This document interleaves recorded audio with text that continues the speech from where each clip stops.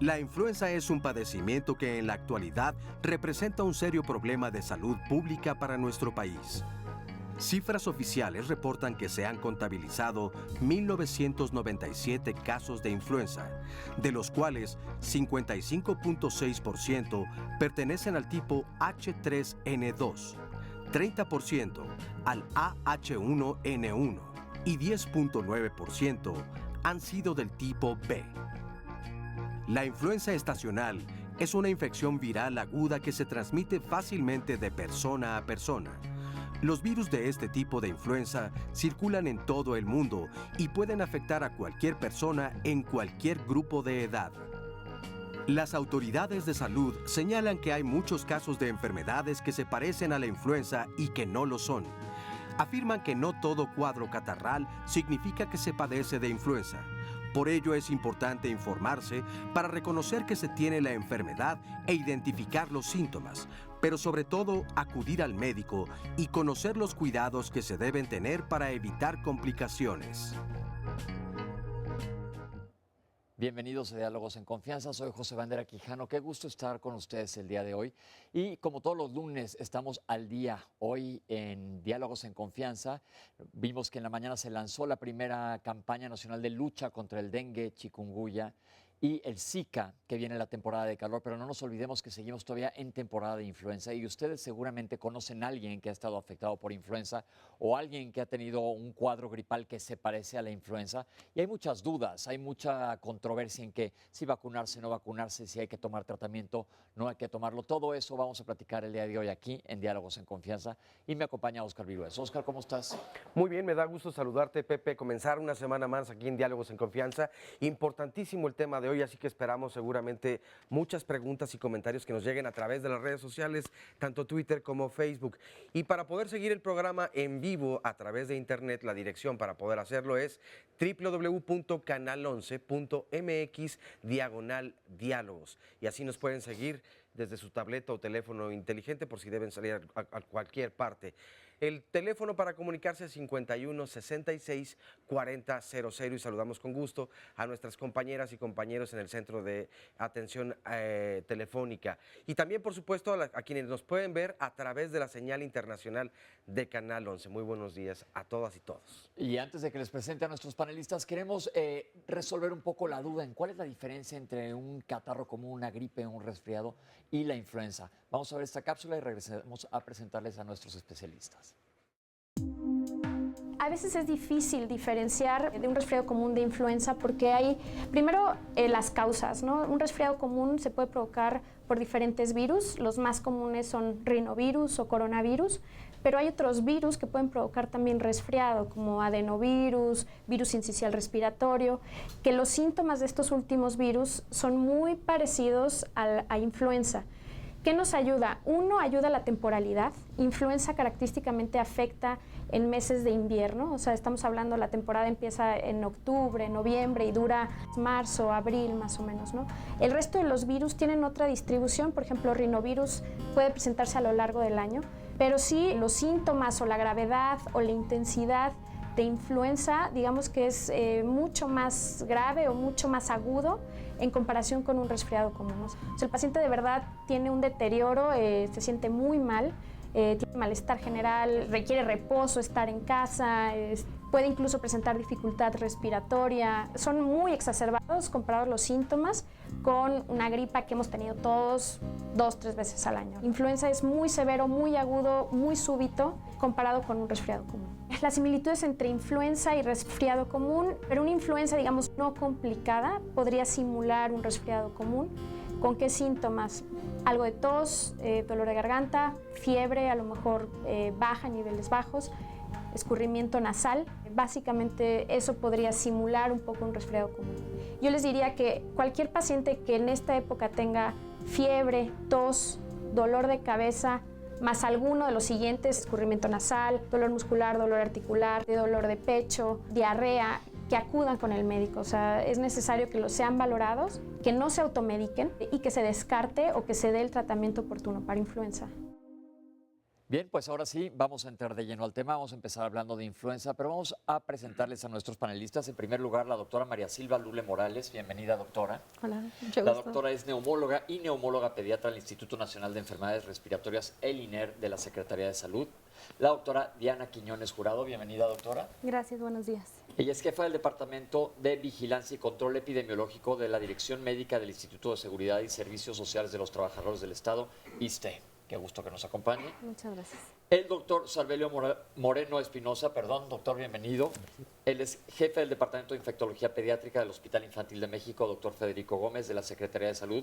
Y bienvenido de regreso, doctor, el doctor Eduardo Mateos García, él ha estado aquí ya con nosotros. Él es médico internista e infectólogo del Hospital de Infectología del Centro Médico Nacional La Raza del Instituto Mexicano del Seguro Social. Bienvenidos. Gracias. Y ahora sí, la pregunta del millón. ¿Cuál es la situación real de la influenza? Vámonos por partes, empecemos con la influenza en nuestro país, porque oímos ya por allá, hubo un Twitter por ahí que dicen que es una cortina de humo, que qué está pasando, que si son cifras reales. ¿En dónde estamos en nuestro país con la influenza?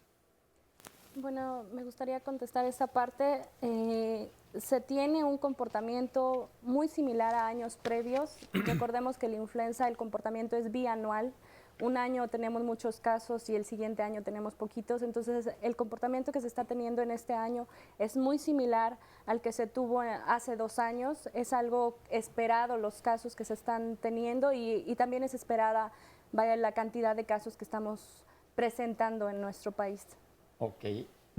Y sobre todo, aunque tenemos la parte de hoy, mes de febrero, casos nuevos y continúa este brote, afecta a toda la población, niños, adultos, ancianos. ¿Existen estados donde hay un mayor número de pacientes infectados por virus de la influenza? Así es. ¿Cuáles? En los estados con mayor clima frío son los estados que más casos llegan a presentar. Los climas tropicales favorecen un tanto a que no se presenten más número de casos y sí, a pesar de ello, bueno, los casos se pueden presentar en todos los estados del país, eso sí. Ahorita vimos, sí, doctor. Sí, completamente de acuerdo. Es el pico invernal y el comportamiento bianual. La única diferencia fue que empezó un poquito más tarde que en años anteriores. Pero ¿Y se espera que termine más tarde o estamos viendo el final? pues muy probablemente termine más tarde, no mucho. Ok, porque esto va con una pregunta que les voy a hacer un poco más adelante. Esto es plan con maña, todas las preguntas. Ahora, es importante esto que les estamos comentando para descartar estos miedos que existen, Oscar, que la gente dice, ¿qué es lo que verdaderamente está sucediendo? Todos sentimos que tenemos algún familiar o alguien cercano con influenza. ¿Qué tanto se sobrediagnostica? Porque ahorita vamos a ir hacia las pruebas. Yo creo que esa pregunta es básica, ¿no? En la cápsula se comentaba de que los síntomas se parecen mucho. Quizá lo único que varía es el virus o la probabilidad de complicaciones que tiene la influenza en comparación con el resfriado común y otras entidades de esa naturaleza. Y una cosa muy importante de lo que acaban de comentar, yo recuerdo algunos comentarios de cuando fue el brote de 2009, en los que se decía que ahorita en México ya tenemos que acostumbrarnos a vivir con la influenza, ¿sí? Con estos picos que comenta la doctora, tenemos que acostumbrarnos a vivir con ellos y no estar haciendo pues algunas conjeturas, ¿no?, erróneas. Simplemente es una enfermedad que se ha presentado y se va a seguir presentando. Una pregunta. Vimos ahorita en la cápsula que existen diferentes virus de la influenza. ¿Por qué es importante identificarlos y cuál es la diferencia? Ya vimos, estamos hablando únicamente de influenza, no de resfriado común. ¿Cuál es la diferencia entre uno y otro? Estamos hablando del porcentaje mayor de diagnóstico, que es influenza estacional, subtipo H3N2, seguido de influenza A, H1N1, y tenemos en tercer lugar influenza B.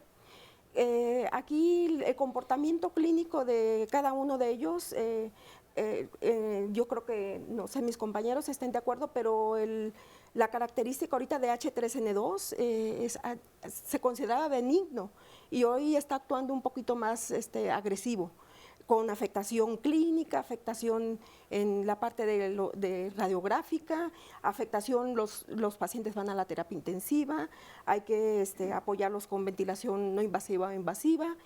Y el comportamiento de H1N1 es, como se dijo en la cápsula, es un cuadro súbito, predominantemente es la fiebre alta, 39 grados, y seguido de un malestar que el mismo paciente comenta. Hay dolor muscular, dolor óseo, odinofagia, dolor para pasar los alimentos, y un malestar, que eso es lo que hace al paciente acudir al hospital.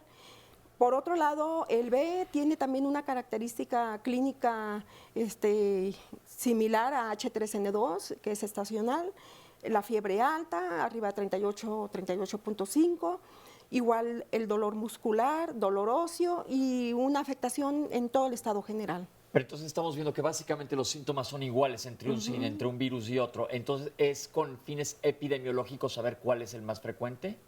Sí, entre paréntesis, es para ver la circulación de los subtipos que se tienen. En influenza se tiene el virus A, B y C, y de ellos el más común y el que más afecta a la población es el virus A, y es el que más produce sintomatología. Dentro de ellos hay una subdivisión que es la que menciona la doctora, de H3N2, H1N1, en los que ya nosotros podemos observar si hay por laboratorio algún cambio, alguna mutación de esos virus. Esa es la importancia de la vigilancia de estos casos y de los diagnósticos, ver cuál está circulando en el país, pero además observar algún cambio, como cuando se descubrió el H1N1 en 2009, ¿no? Que fue Entonces, lo importante, parte de la más que vigilancia. nada, es para la parte médica, importante saber diferenciar cuál virus es, pero para la población podemos seguir hablando de influenza en general. Tenemos un testimonio, porque es importante saber cómo se siente la gente con influenza. Vamos a ver qué nos comentan los pacientes afectados. Me llamo Nicolás, tengo 11 años. A mí me gusta tocar la batería, yo juego fútbol y me gusta mucho escuchar música. Voy en 6º grado de primaria y tuve influenza hace 2 meses. Yo me llamo Paula y tengo 8 años. Me gusta hacer danza aérea y gimnasia. Yo de grande quiero ser ginecóloga. Me dio influenza en la escuela. Inicié sintiéndome mareado y con mucho dolor de garganta. Y después ya me fue doliendo la cabeza y me quedé en mi casa y no podía ir a la escuela ni salir a ninguna otra parte. Y al día siguiente me dolía mucho la cabeza, tenía calentura. Me sentía mal y mi mamá me dijo que me quedara en la casa y que iba a llamar a un doctor para que me checara. Yo le dije a mi mamá que me sentía muy mal, me dio medicina y me dijo que se me iba a quitar, y al siguiente día no se me quitó. Me llevaron al doctor, me hicieron la prueba de influenza y me metieron unas cosas por la nariz, súper feo. Me dijeron que sí tenía influenza y me dieron un medicamento. Y me llevaron al doctor después de que me checó y dijeron que tenía influenza. 1 mes y medio estuve con la enfermedad. Después de eso ya estuve bien y me sentía más aliviado y con menos dolor. Como hay mucha influenza en el colegio, le transmitieron influenza a Paula, mi hermana. Cuando yo me enfermé, mi hermano ya no tenía, pero como 3 semanas antes ya tenía. No sé si él me contagió, la verdad. Yo ya estaba curado y después se enfermó Paula. Y de 27 niños solo vinieron 8 en todo mi salón porque les dio influenza.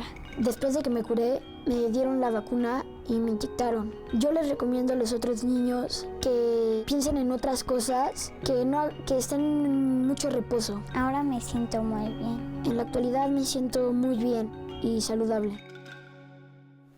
Muchas gracias, Paula y Nicolás, porque nos dan su testimonio, que ahora los vemos muy tranquilos, pero yo supe cuando estaban con influenza no se veían tan bien rozagantes. La gente se siente muy mal cuando pasan por influenza. ¿Cuál es el ciclo normal de una infección por influenza y la importancia, que es el paso que sigue, al utilizar tratamiento o sin?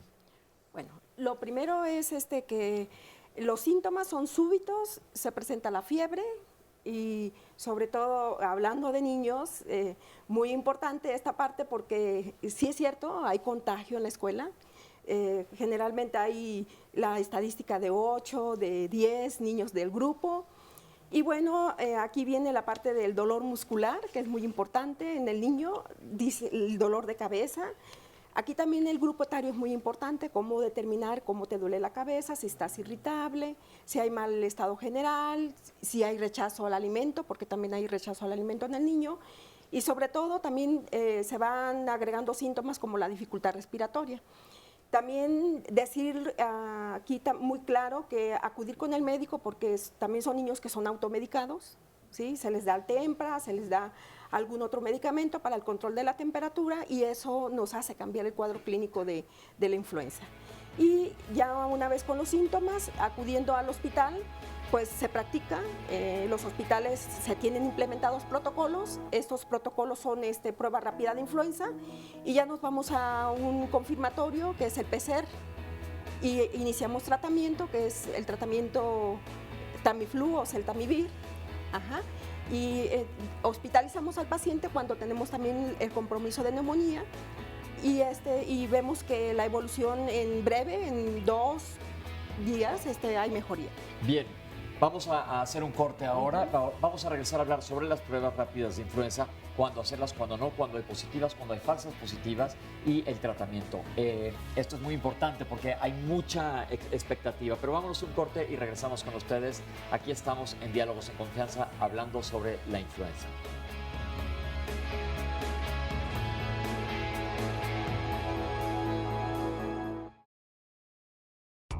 Sí, sí me lo he aplicado. Hace un año. Sí me he aplicado la vacuna, apenas en 15 días. Sí me apliqué la vacuna.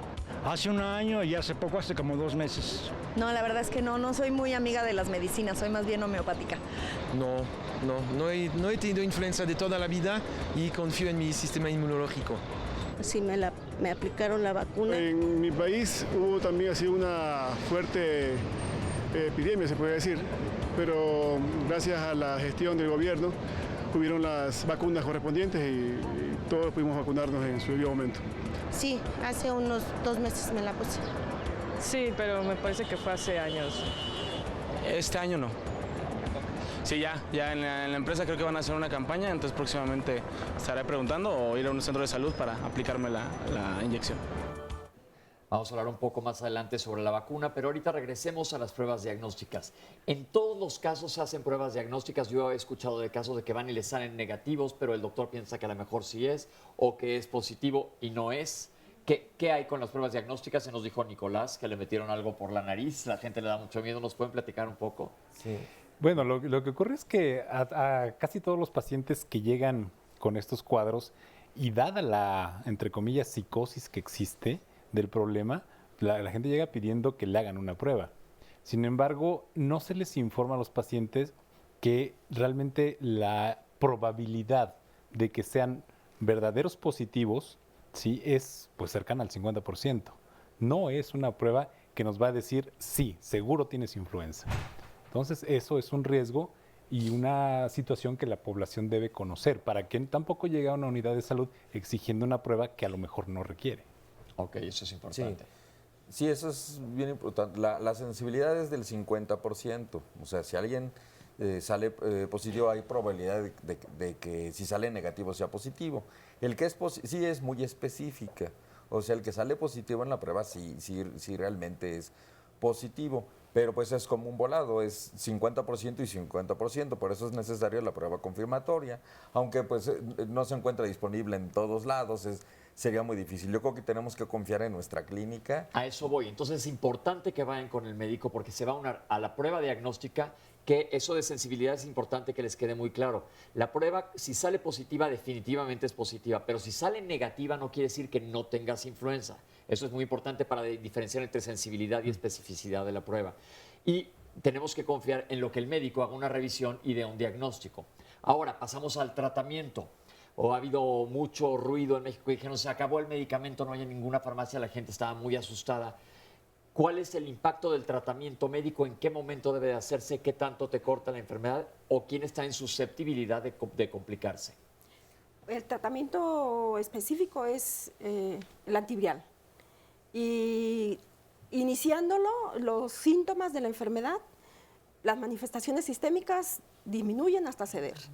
Lo que es cefalea, mialgias o dolor muscular, artralgias. Y incluso la fiebre. Y las manifestaciones respiratorias por neumonía, eso va de acuerdo a la evolución del tratamiento. El tratamiento, de acuerdo a la dosis, es un tratamiento por 5 días. Por ¿sí? 5 días. ¿Por qué pregunto esto? Porque volviendo a la palabra que dijimos, entre comillas, de psicosis, hay mucha gente que ha corrido a las farmacias a comprar el medicamento sin ni siquiera estar seguro si tiene la enfermedad para tenerlo en su casa o tomárselo ante un resfriado común. ¿Qué sucede a la gente que no tiene influenza y toma el medicamento? ¿Qué efecto colateral puede tener o qué le podemos decir a la gente? Bueno, yo creo que es importante que las personas asistan a la atención médica para que sean valorados por los médicos, valoren si ellos requieren o no de los Eltamivir, que es el medicamento, y no es recomendado si no es por prescripción médica. ¿Por qué? Porque al igual que los antibióticos puede producir una resistencia de estos bichos que producen estas manifestaciones, en este caso del virus de la influenza, se puede hacer resistente y entonces llegamos a un momento en el que ya no vamos a tener el medicamento adecuado para tratar a estos casos o a las personas que tienen algún factor de riesgo, digamos mayores de 65 años, personas con alguna comorbilidad, es decir, con alguna otra enfermedad como diabetes, hipertensión, obesidad, cáncer. Son personas a las cuales estaría indicado, por ejemplo, un tratamiento para evitar las complicaciones en estos grupos de riesgo, ¿no? Y eso que dice la doctora es muy importante. Con los tratamientos anteriores que había para influenza, que eran los amadantanos, que eran amantadina y rimantadina, se utilizaban no nada más para influenza, sino para cualquier caso de catarro común.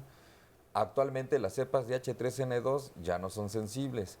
La influenza B nunca ha sido sensible y ahora que H1N1 es el pandémico, el que volvió, bueno, que ahora es estacional, pero que sustituyó al humano, ya tampoco es sensible. Son medicamentos que no deberían, que ya no tienen ninguna utilidad. Oseltamivir es mejor los primeros días del cuadro, los 2 primeros días, y se recomienda seguirlo, o sea, darse tardíamente solo en casos muy graves, pero tampoco es un medicamento ideal que siempre va a funcionar en todos los casos. Entonces es muy importante que quede muy claro, no se automediquen, se los tiene que dar un médico, de preferencia al inicio de la enfermedad, y si se están automedicando y no es lo único que estamos creando, es una resistencia del virus que a fin de cuentas nos afecta a todos más adelante. Oscar, ¿tienes alguna llamada por ahí antes de hablar de vacunas? Sí, así es, varias llamadas. Alejandro Rodríguez nos dice, el IMSS y el ISSSTE no dan el servicio preventivo del que están hablando en el programa. Si uno pide cita, ellos se lo otorgan dentro de 8 días. Y en urgencias está lleno de gente que al parecer tiene influenza. Juana Mariana Carrión Cantero, yo vi cómo comenzó un familiar con esta enfermedad de la influenza. Comenzó primero con un malestar, como si tuviera gripa. Luego al día siguiente con temperatura desde 37 hasta llegar a los 40 grados. Ya en la noche comenzó a marearse, teniendo ganas de vomitar, con dolor en el pecho. Entonces acudieron a Salubridad del Hospital General y sí le detectaron ese problema. De hecho, le dieron el medicamento que están ahorita actualmente dándoles y parece que el día siguiente mejoró notablemente. Y bueno, nos saluda y le dice que le gusta el programa. Raúl Balleres Elías, tengo EPOC grado 3. Quisiera saber si es recomendable vacunarme o no contra la influenza. Lucila Sánchez Marín, del Distrito Federal de la Ciudad de México, de Iztacalco. Padezco de rinitis crónica, me vacuno en enero y en diciembre. Sin embargo, toda la gente piensa que tengo influenza. ¿Qué puedo hacer al respecto? Carolina Jaimes Benítez, ¿dónde podemos conseguir el Tamiflu, ya que en las instituciones médicas está escaso?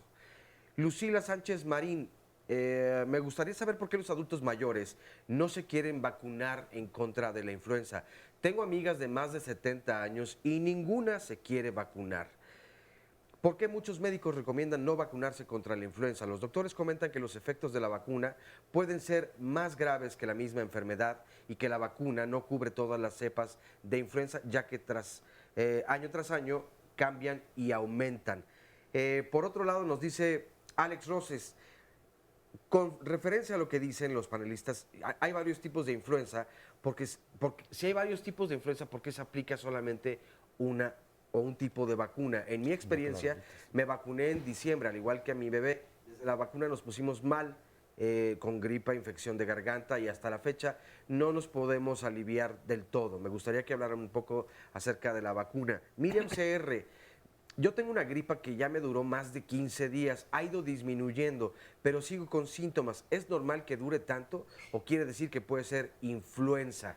Nos pregunta. Y particularmente ya este fin de semana yo vi en un cumpleaños a varios familiares, y de 60 personas, 4 tenían un cuadro de fiebre bastante alta, o sea, ahí se estaban enfermando. Entonces, yo creo que sí en la población hay mucho desconocimiento todavía, pero sí empieza a haber un cierto pánico de qué está pasando.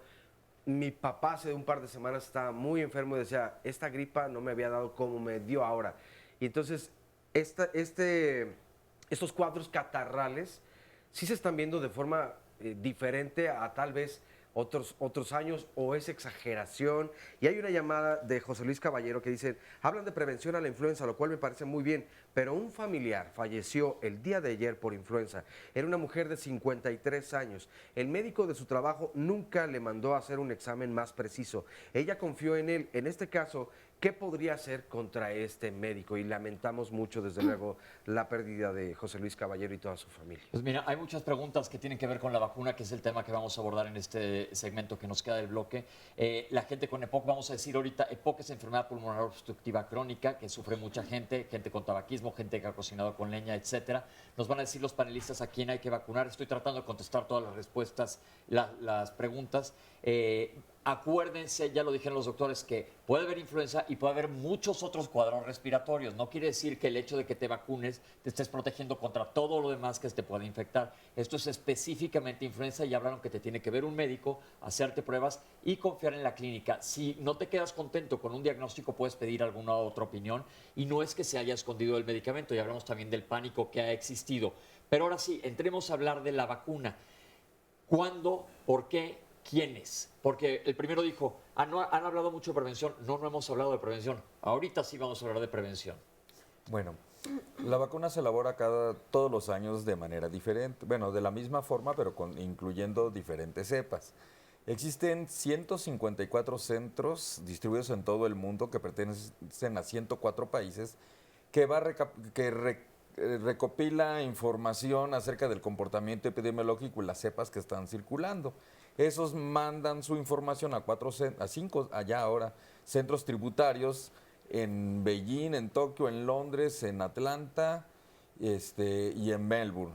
Entonces se decide cuáles son las cepas que va a tener la vacuna y se manda esa información a la Organización Mundial de la Salud, a Ginebra, Suiza, y en este año ya también colabora CDC de Atlanta.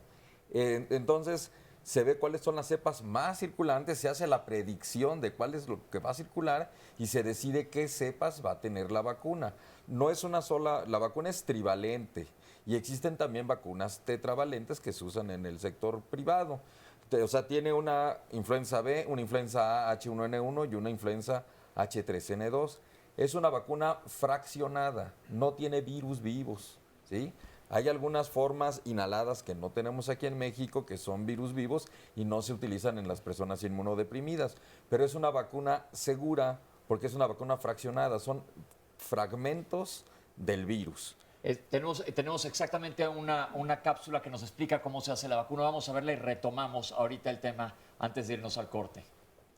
Una vacuna es una sustancia que trae podremos decir antígeno o inmunógeno, la administramos porque puede ser inyectada o tomada, va a hacer que nosotros hagamos anticuerpos contra este antígeno, que es contra una enfermedad. Eso es una vacuna y sirve para prevenir una enfermedad infecciosa. La influenza es un virus respiratorio muy contagioso que todos los años lo vemos y que va a causar enfermedad respiratoria en toda la población. Normalmente enferma o infecta al 10% de la población todos los años, pero hay años que esto puede aumentar, como ya lo vimos que sucedió en el 2009. En el 2009 aumentó esto y le llamamos la influenza pandémica, porque fue un virus nuevo. La población de mayor riesgo si se enferma de influenza son los niños menores de 5 años, los adultos mayores de 60 y las personas que tienen otras enfermedades, por ejemplo, los que tienen diabetes, los que tienen asma, los que tienen bronquitis crónica y un grupo muy importante de personas que se enferman y tienen más riesgo de complicarse son los obesos y las embarazadas. Esta vacuna se debe aplicar cada año. ¿Por qué cada año? Hay dos razones. La primera, porque cada año la vacuna cambia los virus que trae. Hay dos vacunas de influenza ahorita en México. Tenemos la vacuna que es trivalente, que tiene 3 serotipos del virus, o sea, 3 virus. Tiene 2 virus del tipo A y 1 B. Hay 3 tipos de virus de influenza, el A, el B y el C. El A y el B son los que le dan a humano, el C no da a humano. El A son los que causan las grandes pandemias y el B causa mucha enfermedad también.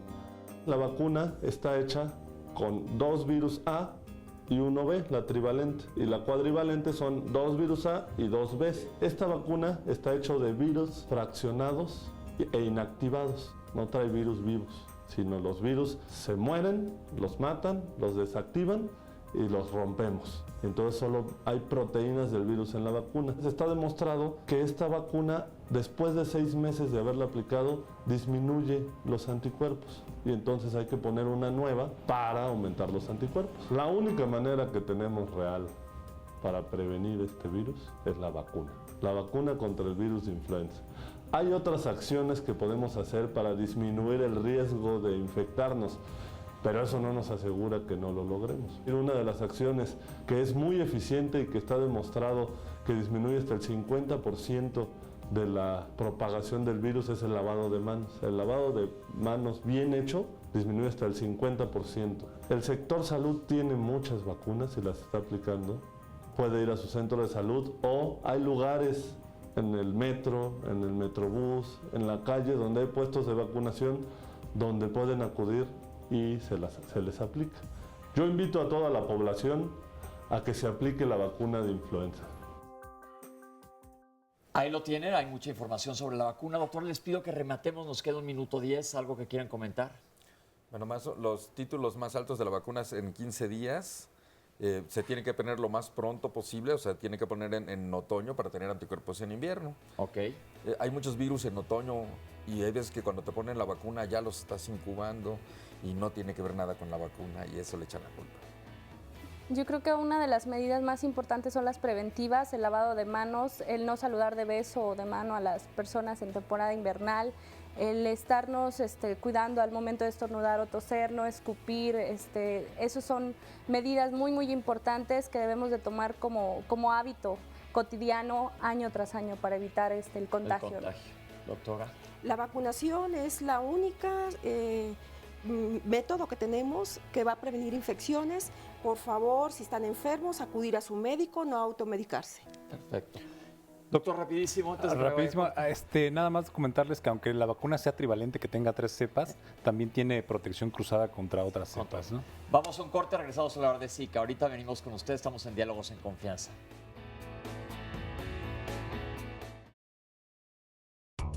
El Zika tengo entendido que es una enfermedad transmitida por un mosco y que tiene en las mujeres embarazadas consecuencias en el bebé como problemas cerebrales, algo así, ¿no? No tengo idea de qué es el Zika.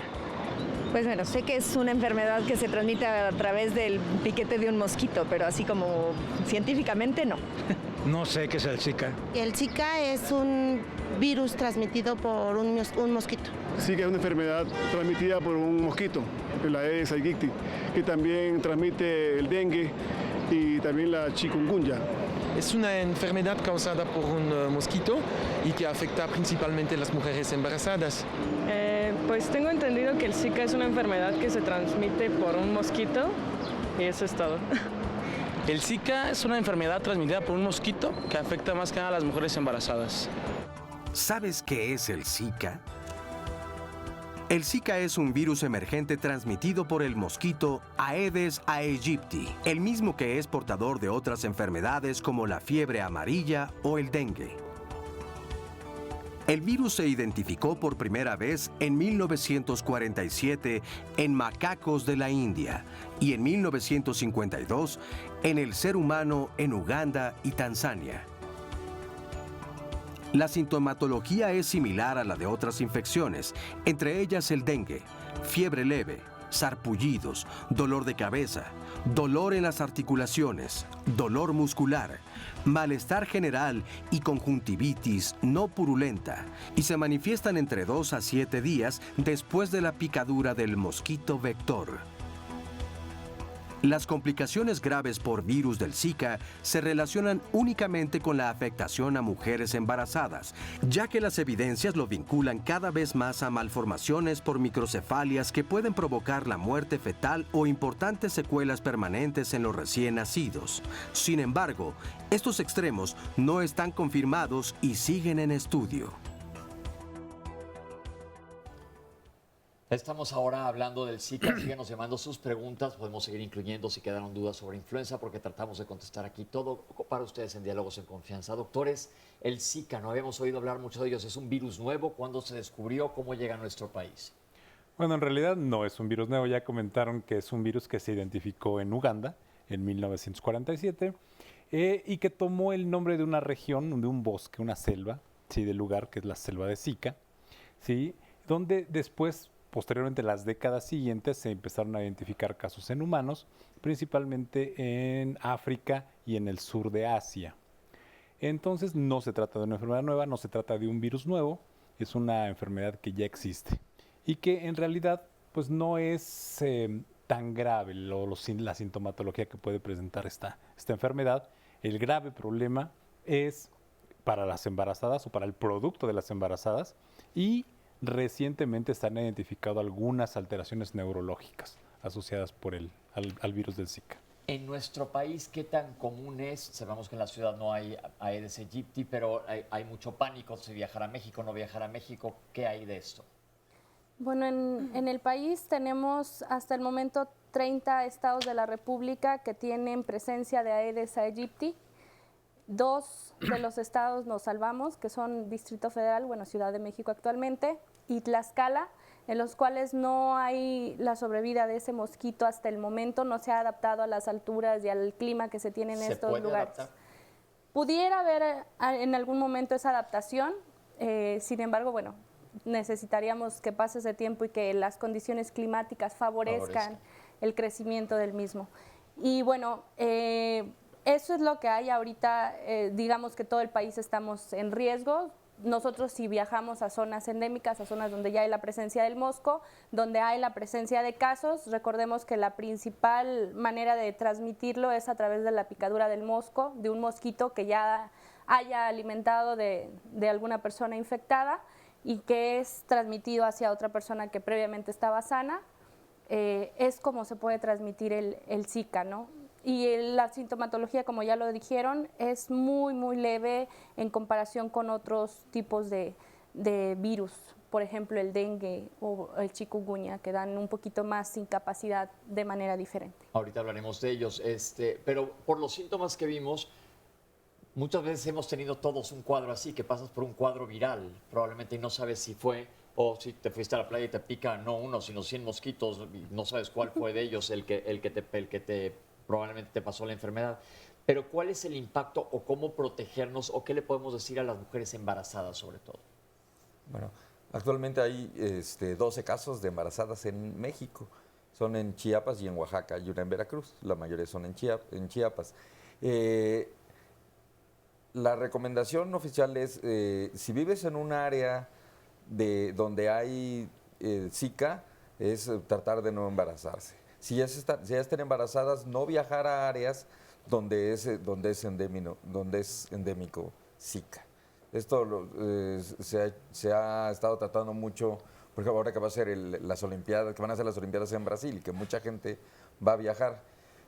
Y por supuesto que también todas las medidas generales para los mosquitos, ¿no? Usar ropa larga.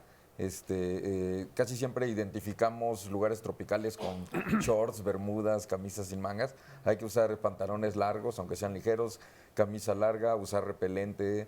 El mosquito pica más en la mañana, en las tardes es más cuando se reproduce, entonces también a esas horas estar resguardado, no salir.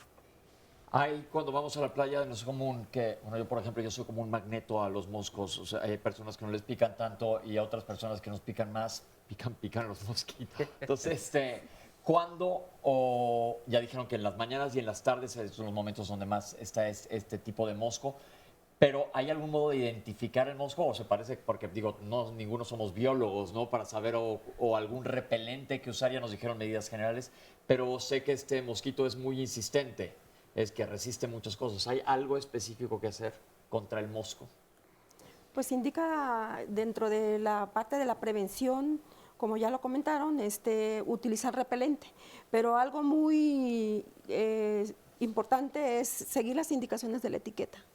Sí, porque luego hay veces el repelente te lo aplicas en cualquier momento y tiene un proceso de aplicar para que esto no tenga impacto en relación con la picadura del mosquito infectado. Ok, tenemos una cápsula de 11 noticias que nos prestan, vamos a verla, sobre el virus del Zika.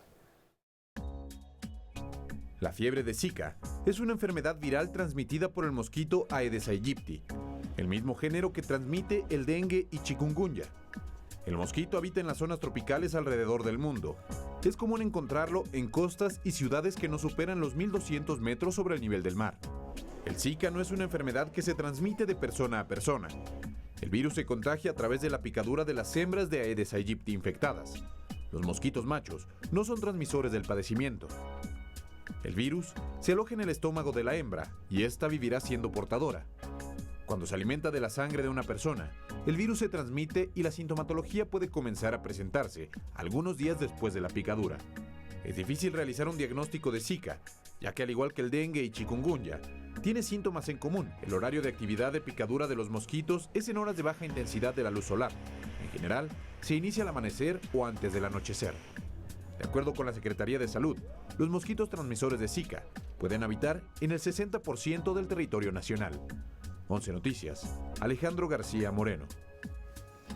Gracias 11 Noticias por prestarnos esta cápsula. Les pregunto, ¿cómo se diagnostica? Pues se toma una muestra de sangre y se envía a un estudio que se llama igual como influenza PCR. Y ahí se determina si ¿En cualquier laboratorio se hace? No, hasta ahorita el INDRE, el Instituto de Diagnóstico y Referencia Epidemiológicos, es el que está capacitado y es el principal que realiza el diagnóstico. Sin embargo, también son ellos quienes capacitan al resto de los laboratorios estatales de salud pública. Actualmente tenemos 10 laboratorios de salud pública en diferentes estados ya habilitados que ya pueden realizar el diagnóstico y que pueden ayudar un poquito más a identificar estos casos, sobre todo en zonas donde ya está la presencia del virus. Porque esto es una cosa clave, porque ya vimos que la enfermedad para la población en general no es mayormente una enfermedad grave, es una enfermedad viral que va a pasar, pero puede tener efectos sobre una mujer embarazada, ya sea microcefalia, que ahorita vamos a ver, y problemas neurológicos. Cualquier persona que nos esté viendo ahorita y diga, me han picado moscos, vengo de la playa, ¿qué hacen? ¿Tienen para no crear un pánico tampoco? Bueno, habitualmente no se identifica uno solo. O sea, se busca dengue, se busca chikungunya y se busca Zika. Y sí es, sin restarle importancia a Zika, sí tenemos un problema grave con dengue. O sea, como ya mencionaba la doctora, en casi todas las entidades federativas está circulando el Aedes aegypti. Entonces, y se han reportado casos de dengue en todos los estados, menos 2. Entonces, eso sí es muy importante. Entonces, sí tenemos que tener, guardando la proporción con otras enfermedades, pero sí cuando vamos a lugares tropicales, sí tenemos que tener miedo del dengue. Tampoco es no nada más no crear psicosis, pero el dengue sí es frecuente, cada vez más frecuente, cada vez gana más territorio. Bueno, a mí me gustaría agregar algo a lo que dice el doctor. Es muy importante que tengamos la prevención en cuanto a quienes vivimos en zonas endémicas, que cuiden de no juntar cacharros, de no juntar recipientes donde pueda acumularse agua y donde pueda formarse un criadero de moscos. Esto es muy, muy importante, es algo que la población debe de favorecernos. Se está realizando varias acciones a nivel sector salud. se realizan nebulizaciones en diferentes de estas zonas que están presentando casos y además obviamente la protección personal con el repelente, con el uso de mosquiteros en puertas, en ventanas, con el uso de pabellones, es decir, protegerse de la picadura del mosco incluso estando en las cunas de los bebés, en las camas. Esto es algo muy, muy importante.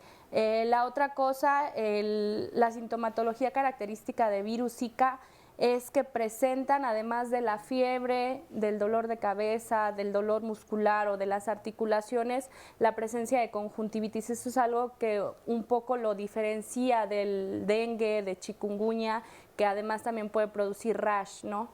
Pero una cosa que, entre paréntesis, podría identificar un poco es la conjuntivitis, es decir, una pequeña, digamos, infección o secreción por los ojos. Es una inflamación de una de las capas que tenemos en los ojos, se ponen los ojos rojos, van a estar picando y puede haber secreción, aunque no es purulenta como Exacto, es como una conjuntivitis bacteriana.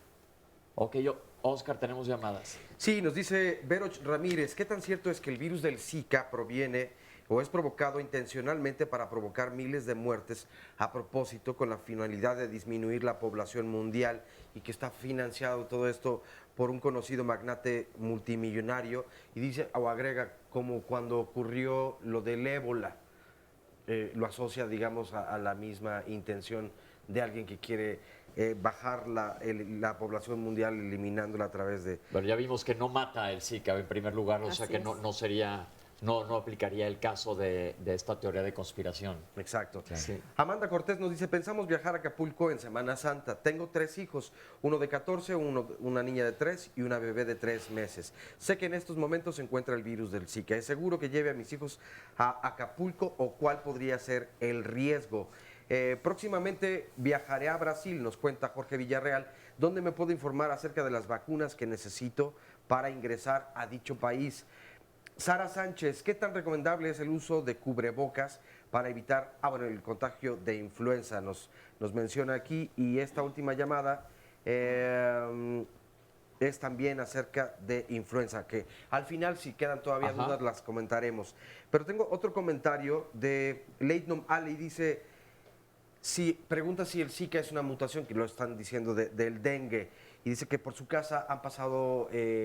rociando un polvo blanco y que si esto sirve para prevenir la presencia de estos mosquitos, es como un tipo de repelente. Bueno, me gustaría comentar al respecto que existen diferentes tipos de nebulización o de control de los moscos. Algunos están dirigidos a matar las formas inmaduras, es decir, los huevecillos, las pupas, las larvas, y otros están dirigidos a matar a los moscos adultos, en específico a las hembras, que son las que transmiten el virus de Zika.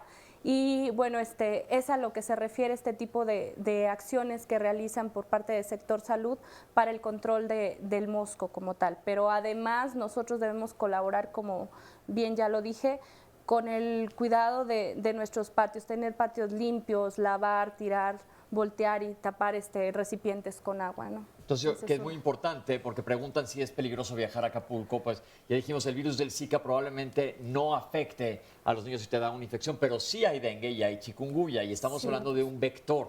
Un vector es el que transmite la enfermedad, que es el mosco, que es muy importante, que es a quien debemos verdaderamente atacar. Ya nos dijo la doctora, es clave que no tengamos recipientes de agua. Se habla inclusive de floreros, por eso es importante estarles cambiando el agua continuamente. Utilizar repelentes, algún repelente específico, porque sé que cuando viajas a, por ejemplo, a África, a lugares donde haya fiebre amarilla, te dan un repelente específico que no sé si afecte a algún mosco diferente o a mismos. Bueno, los más comerciales sí son, o sea, los que actualmente se encuentran en cualquier centro comercial son los que más tienen una capacidad para control del mosco, ¿no? No recuerdo bien el ingrediente que tienen, pero las siglas son DEET y viene ahí en el mismo, viene ahí en el mismo repelente. La marca y, digamos, el nombre reducido, estas siglas. Ok, y es importante también lo de la aplicación del repelente, ya lo comentó la doctora. Hay que leer las instrucciones de cómo ponerse el repelente, porque uno dice, me lo pongo ya que esté echado afuera en la playa o a la hora que vaya a salir a tomarme una copa, a lo mejor en la tarde. El repelente casi siempre se pone después de bañar, desde antes, para dejar que se impregne la persona y le vaya a funcionar. Además de utilizar como comentó el doctor, ropa de manga larga, sobre todo en los horarios que ya nos dijeron en la mañana y al atardecer, cuando el sol está más débil. Vamos a un corte, estamos en Diálogos en Confianza y vamos a seguir hablando de enfermedad transmitida por este vector. Ahorita regresamos.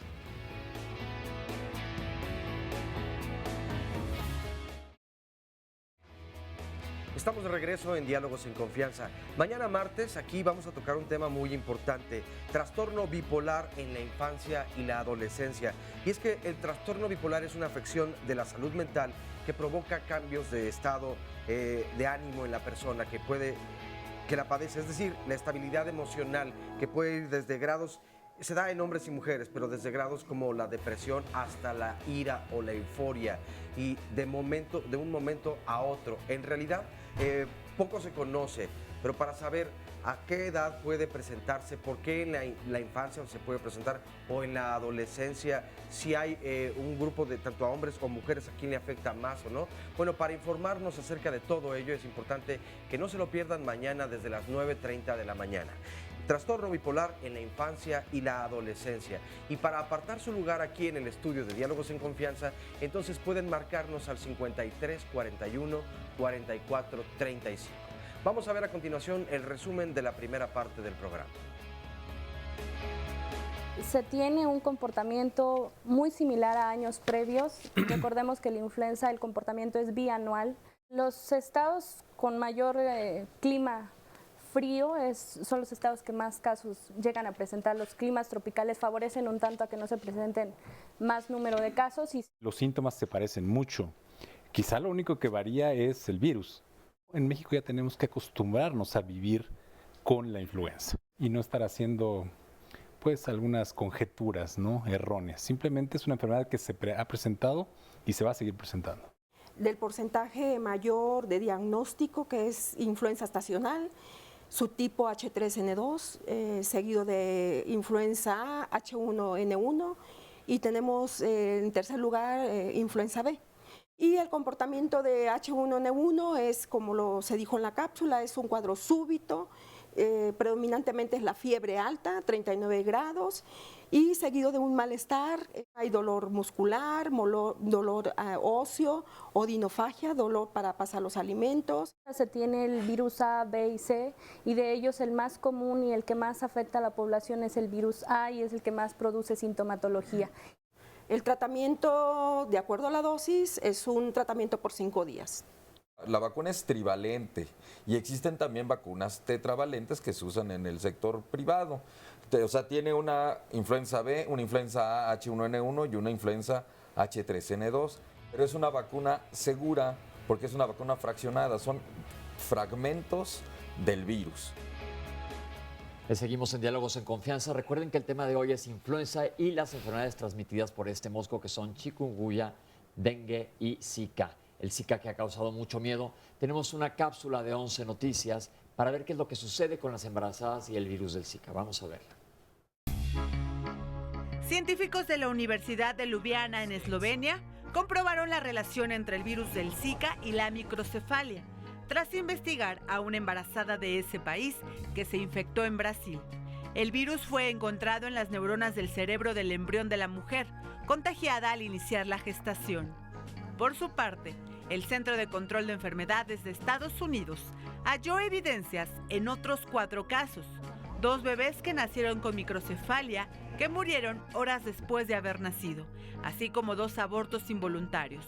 No obstante, la Organización Mundial de la Salud informó que no tiene aún pruebas concluyentes sobre la relación entre el Zika y la microcefalia y que aún demorará varias semanas el estudio.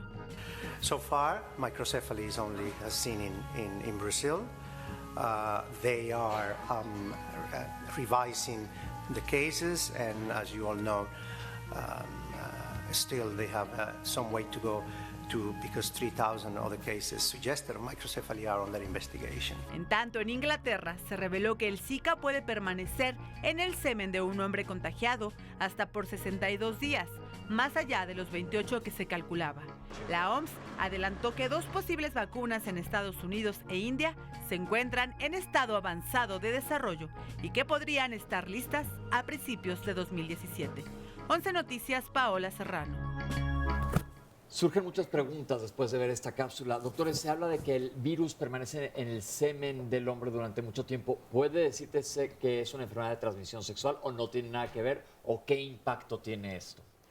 Pues es una enfermedad, sí se tiene como parte que es transmitida por relación sexual. Por eso son las prevenciones que se dan cuando tú viajas a un lugar donde está el brote, tener cuidado, utilizar medidas preventivas para que no tengamos esta parte de transmisión sexual. Y cuando tú regresas a tu lugar, se consideraba, como dice la cápsula, que tuvieras la parte de 4 semanas sin tener contacto sexual. Pero como ya lo vimos en la cápsula, las investigaciones están dando más información sobre la evidencia de que el virus perdura más tiempo. Entonces, es decir, un hombre infectado, ¿lo puede transmitir a su pareja? Eventualmente pudiera hacerlo, ¿no?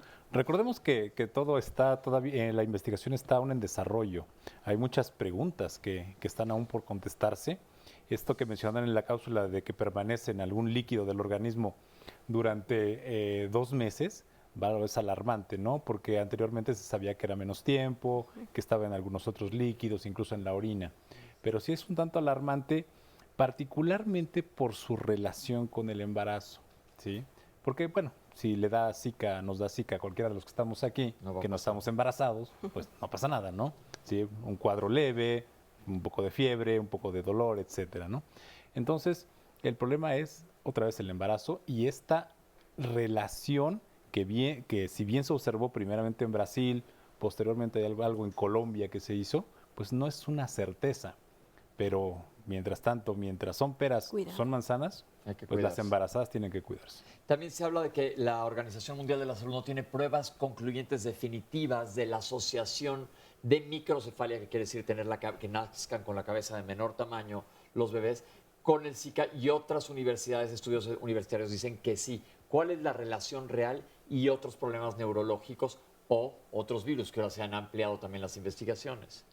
Bueno, sí se ha demostrado, se ha propuesto mecanismos de transmisión, tanto por vía sexual como de la microcefalia o como de la asociación con síndrome de Guillain-Barré.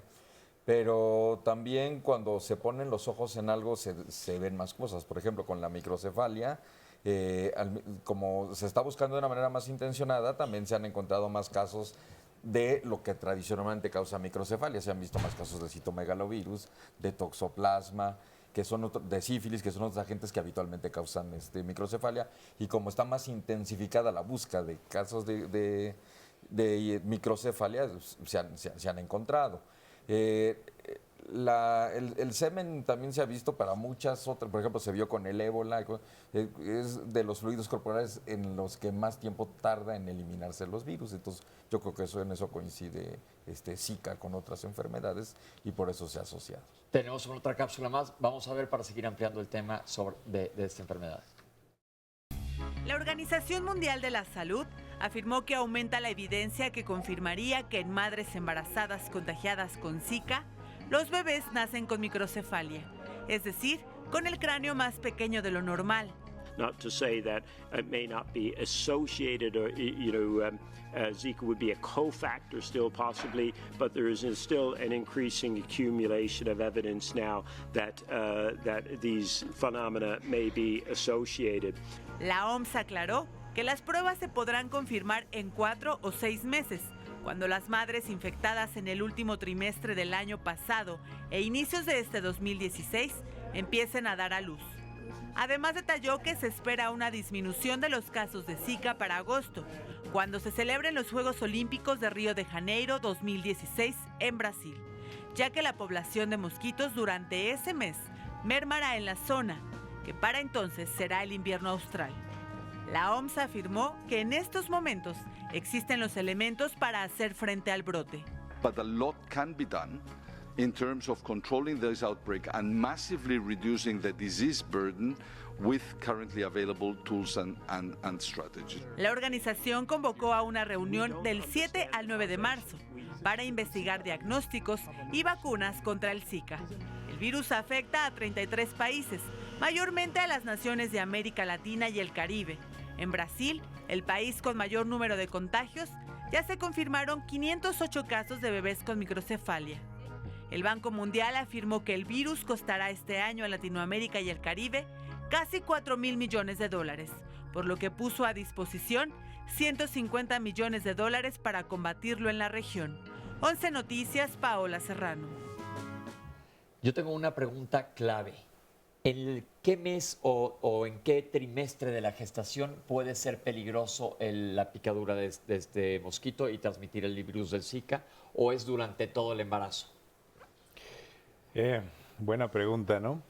No se sabe exactamente. Puede ser desde el primer trimestre del embarazo, cuando es la formación de todos los órganos, ¿sí? En el que se han encontrado ahí partículas virales. Y también hay otros casos, por ejemplo los de Colombia, que se han encontrado malformaciones o que inician ya datos indicadores de malformación, de esta malformación de microcefalia, en fetos que tienen a los 6 meses del embarazo. Entonces no está todavía muy bien definido el periodo, por lo tanto, otra vez hay que cuidarse desde el principio hasta el final. Porque esta pregunta va un poco plan con maña. Estamos en vísperas de vacaciones en donde todo el mundo quiere ir a las playas, etcétera. ¿Qué? Estoy seguro que muchas mujeres embarazadas o gente que planea embarazarse o que no saben si están embarazadas o que están embarazadas nos están viendo y están diciendo, ¿qué hago? ¿Voy a la playa o no? ¿Qué le decimos a la gente? Pues esto es como una medida importante, porque si viajo a Chiapas y estoy embarazada, tienes que tomar medidas preventivas, y si la población en general las toma, tú las vas a tener que redoblar, ¿no? Entonces, el propósito es, si estás embarazada, cuídate. Si viajas, en tu control prenatal, apoyarte con el médico y decir que fuiste a esos lugares, ¿no? Pues sobre todo que si pasa algo ya no va a haber mucho que hacer. Sí. Si te enteras que te picó un mosquito es que lo digo yo tratando de aterrizarlo a algo muy real. Vienen las vacaciones y los que vamos a las playas, bueno, qué suerte si alguien de ustedes se salva de una picadura de mosco, pero normalmente no es una, son varias. Entonces, creo que es muy importante este punto. La recomendación del gobierno salvadoreño, brasileño y colombiano es: si no estás embarazada, si no estás embarazada, no embarazarte, si vives en esos lugares. Y si vas a viajar, si estás embarazada, no viajes a esos lugares. Okay. Y el uso de repelente, esa fórmula que les comentaba hace un momento, está indicado en embarazadas, no hay ningún riesgo para el producto, para el bebé. Deben de tener un control prenatal adecuado, es decir, de asistir mes con mes a sus consultas prenatales para que vayamos viendo cómo se está desarrollando ese bebé y se identifique no solamente en los casos de Zika, sino cualquier otro tipo de alteración en cuanto al producto, ¿no? A este bebé que van a nacer. ¿Qué otro tipo de alteración podría haber? Con respecto a Zika, esta es la única que hemos identificado y que se está buscando una asociación real entre la infección por el virus y la malformación o la presencia de microcefalia. Los datos neurológicos que se mencionaron anteriormente es más que nada para quien ya padece la infección, no tanto para el producto, y esto se refiere a un malestar, digamos, del sistema nervioso, de los nervios que inervan a los miembros, las manos, las piernas, que puede producir adormecimientos, que puede producir una debilidad muscular intensa, y que también están en estudio, que todavía no se tiene la certeza de que realmente exista esta asociación, pero que la posibilidad tampoco se ha descartado. Parece ser que ya se ha asociado, ya lo comentó doctora Guillain-Barré, el síndrome de Guillain-Barré es una parálisis ascendente, que te vas paralizando de abajo para arriba y eventualmente llega a pasar, puedes quedar perfectamente normal, pero yo recuerdo desde que yo estudiaba medicina que siempre decían que había habido alguna infección viral anterior, entonces no sabemos si tenga que ver o sea cualquier otro tipo de infección viral que esté afectando el sistema inmune y por lo tanto se promueva esto. Ahora tengo una pregunta, ya se mencionó que es muy importante el seguimiento de las embarazadas que probablemente han sido picadas por este virus. ¿Qué se hace en una embarazada que tuvo Zika y detectas una malformación? Pues aquí se dice que la embarazada tiene todo el derecho de decidir, y en sus visitas se diagnostica y la toma de decisión, pero todo está apegado al derecho de la mujer. la forma de decidir sobre su embarazo o sobre su producto. Lo comento porque es un tema controversial. Sí. Es un tema muy, muy controversial y esto pues da para todo un tema, ¿no? La ética médica, etcétera, decisiones personales de la pareja, de la madre, y esto pues habrá que comentarlo pues, con su médico tratante. Sí. Tenemos más preguntas por parte del público. Enriqueta nos dice, dicen que el mosquito es transmisor de la enfermedad, pero ¿este trae la enfermedad o se infecta el mosquito al picar a una persona ya infectada? Sí, se mostró. O si puede mutar también. María Navarro, ¿cómo le hago para que el agua de mi perro no me haga mosquitos del Zika? También preguntan en Twitter, nos dice Yera, ¿las peceras también pueden ser fuente o criadero de mosquitos? Y yo agregaría, pues no solamente peceras, las macetas, por ejemplo, o la tierra, las piedras que muchas veces colocamos. Sí se ve de ornamento muy bien, pero eso también guarda humedad. Debajo de la piedra normalmente siempre crecen o mosquitos nacen u otros insectos más. Nos dice también Aurix Autumn, si me infecto de Zika y aún no estoy embarazada, pero tengo planes de cuánto tiempo debo esperar a embarazarme o no existe un riesgo. Norma Márquez, se dice que las mujeres infectadas por Zika siguen teniendo los mismos riesgos aún cuando se embarazan después. Parte de las preguntas. Bien, son varias preguntas que las estoy anotando todas. Tenemos que ir a un corte, vamos a regresar. Y recuerden que en el último bloque vamos a tratar de responder todo lo que quede pendiente. Síganos escribiendo, mándenos todas sus dudas, comentarios y casos, porque aquí ya tenemos también el público, gente que nos va a comentar qué es lo que a ellos ha sucedido. Ahorita regresamos, estamos en Diálogos en Confianza.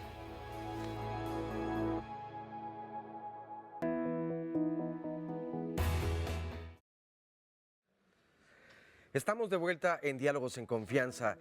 La próxima semana nuestro tema será el cáncer de piel. Hablaremos de todo ello y seguramente pues cosas que no se saben normalmente. Pero las jornadas para la prevención de cáncer de piel comenzaron desde enero. Vamos a presentarles a continuación información importante que todo mundo debe conocer y compartir.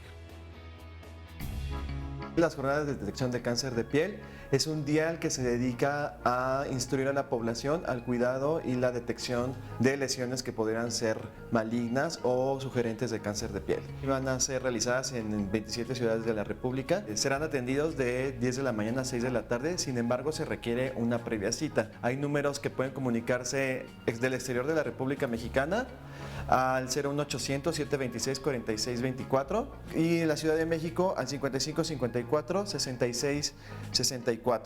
Los horarios de atención son de 9 a 21 horas. La línea de atención al público para reservar una cita para las jornadas está abierta desde enero hasta el 13 de marzo. Los pacientes van a poder hacer alguna cita para que no lleguen a hacer fila. En dado caso que tengan que esperar a que les toque su turno, van a haber pláticas informativas sobre detección, autoexploración y cuidados en general sobre el sol y la piel. Cabe aclarar que esta jornada es únicamente de detección, no son consultas médicas. En efecto, los dermatólogos van a llegar a detectar alguna lesión sugerente, pero solamente es eso, una detección de las lesiones. Esta campaña está siendo organizada por 9º año consecutivo por la Fundación Mexicana para la Dermatología. El objetivo es sensibilizar a la población sobre un problema de salud que existe actualmente. Debemos de sensibilizar a la población sobre el uso adecuado de fotoprotección, ya sea física por medio de sombreros, gorras, mangas largas o uso de protección química como son los filtros solares. También es importante sensibilizar a la población sobre el uso de autoexploración, cómo deben de autoexplorarse, cómo deben buscar una lesión que pueda ser sospechosa de cáncer de piel. Los invitamos a las jornadas este 17 de marzo y ahí estén puntuales, reserven su cita. Ahí lo tienen, un punto muy importante. Una de mis frases favoritas es prevenir es vivir, y si podemos hacer algo para prevención es importantísimo que lo hagamos. Las jornadas de detección de cáncer de piel el día 17 de marzo. Ahora me acompaña Ana aquí en el público. Hola, Ana. Hola, ¿qué tal? Buenas tardes. ¿Qué nos vas a platicar, Ana? Pues mi experiencia con la chikungunya. ¿Qué pasó? Yo estuve en Guatemala, llego a México y a las 24 horas me empiezo a sentir muy mal. Allá me habían explicado que era chikungunya y había tenido contacto con pacientes. Llego aquí al hospital y dijo, tengo chikungunya. Ay, no, aquí no hay chikungunya, no puede ser. Entonces les explico todo lo que sentía y no tenían idea de qué hacer conmigo. ¿Pero qué sentía? dolor de cabeza, el rash, dolor de huesos, dolor de muscular, los ojos con tipo conjuntivitis, y pérdida de el control. Para caminar no podía caminar, o sea, perdí el equilibrio. Todo eso sabía que estaba, porque tengo un primo científico, se especializó en entomología y me lo mandó por escrito. Lo único que yo no tenía era vómito, pero todos los demás síntomas sí. ¿Y qué hizo? Pues yo fui al hospital, traía ya 30... ¿La internaron? Sí, pero tuve casi que hincarme para decirles que era chikungunya y que me atendieran hasta que llegó mi doctor. Okay. Ya cuando llegó mi doctor me hicieron pruebas de laboratorio y ya me dieron, sé que esto no se cura, uno tiene que... Sí pasa la enfermedad. Sí, pero él me dio para que no me doliera, para que se me quitara el rash, para que se me quitara todas las molestias y para mi sistema inmunológico, pues... Reforzarlo. Claro, pero lo que más me impactaba es que llegaban los de urgencias y me decían, y a su prima también le daba estos síntomas. ¿Qué síntomas tenía su prima? Yo dije, ¿dónde estoy? Ok. Bueno, tenemos una cápsula que nos explica exactamente qué es la chikungunya. Es otra enfermedad viral transmitida por este mismo vector. Vamos a ver. La chikungunya es una enfermedad vírica del tipo alfavirus que fue descubierta en 1952 en Tanzania. Su extraño nombre corresponde a una palabra del idioma Kimakonde, que quiere decir doblarse, uno de los síntomas típicos que presentan los pacientes con el virus, que tras sufrir severos dolores articulares se doblan para reducir el malestar. La persona afectada presenta un cuadro febril cuyos síntomas duran entre 2 y 5 días. El tratamiento consiste en reposo y en la ingesta de medicamentos para combatir los síntomas y mejorar la disposición del paciente. Se transmite por la picadura infectada de los mosquitos Aedes aegypti y Aedes albopictus. La presencia de estos insectos en poblados y grandes ciudades se ha convertido en un problema de salud. Por ello resulta primordial aplicar las medidas preventivas necesarias para evitar su proliferación y con ello reducir la posibilidad de sufrir de las enfermedades víricas que transmiten. Ana venía de Guatemala, doctores, pero ¿cuál es la situación de este virus en nuestro país? Bueno, actualmente sí hay la presencia de casos. Desde el año pasado hemos tenido la presencia de casos de virus de chikungunya. Actualmente se están presentando casos, aunque son pocos los que hasta el momento llevamos en el año. Se espera que aumenten este número de casos al inicio también de la temporada de lluvias, que es algo que favorece el crecimiento, digamos, de los mosquitos y la reproducción de las moscas, de las mosquitas hembra de Aedes aegypti. Entonces lo que tenemos actualmente es, digamos, la temporada baja de la presencia de casos de enfermedades transmitidas por vector, de dengue, de chikungunya, de Zika. Se espera un aumento de casos en cuanto empiecen también las condiciones climáticas a favorecer la presencia de los moscos y la presencia también de aún más casos alrededor de estas zonas. ¿Cuánto dura más o menos el cuadro? Porque Ana ella viajó de Guatemala, que había estado en contacto con pacientes, pero los pacientes no se lo pegaron, tuvo que haber sido un mosco que se lo transmitió. Y esto responde a una de las preguntas que quedaron de hace rato. El mosquito, como se ha visto en algunas de las cápsulas, en efecto pica a una persona que está infectada, adquiere el virus y luego se lo pasa a alguien más al picar a la persona que no está infectada. La característica de las mosquitas Aedes aegypti es que ellas, para permitir la maduración de los huevecillos de sus crías, tienen que alimentarse varias ocasiones en el día hasta quedar saciadas y hasta que puedan realizar la ovoposición, es decir, poner esos huevecillos en recipientes, por ejemplo, con agua estancada. Entonces, este es el mecanismo por el cual se puede transmitir. Generalmente pasan de 3 hasta 12 días en que se llegue a presentar la sintomatología, es decir, las molestias, a partir de que se tiene la picadura por el mosco. Y los síntomas pueden variar a veces una semana. Esta enfermedad en ocasiones puede durar todavía más, puede ser incapacitante por algunos meses posterior a la picadura del mosco. Es la característica principal de chikungunya, que llega a ser un tanto incapacitante por las molestias de dolor para doblar, por ejemplo, las articulaciones pequeñas como las manos, los pies, que son las más afectadas. Ahora hablamos de que no existe un tratamiento pero sea tratamiento sintomático. ¿Qué se busca con el tratamiento sintomático? Con el tratamiento sintomático lo que se busca es reducir los síntomas, valga la expresión, ¿sí? Reducir fiebre, reducir dolor y particularmente una vez que ya pasó la etapa aguda, estos que pueden ser desde 5, 10, 2 semanas quizá, esa etapa aguda tratarla con un medicamento como el paracetamol, que es muy importante también que la gente sepa que no debe ingerir cualquier medicamento por las probabilidades de complicaciones, como en el caso del dengue, que hay complicaciones hemorrágicas y se ingieren medicamentos como la aspirina. Es un genérico, ya nos marca. Sí. El gran problema quizá con chikungunya viene después, ¿sí? Después de que pasó la etapa aguda y de que empieza a hacerse una etapa subaguda que se manifiesta particularmente por dolor osteomuscular, articular, de muy difícil control. Porque las personas, a pesar de que sigan tomando paracetamol, ya no se les quita el dolor.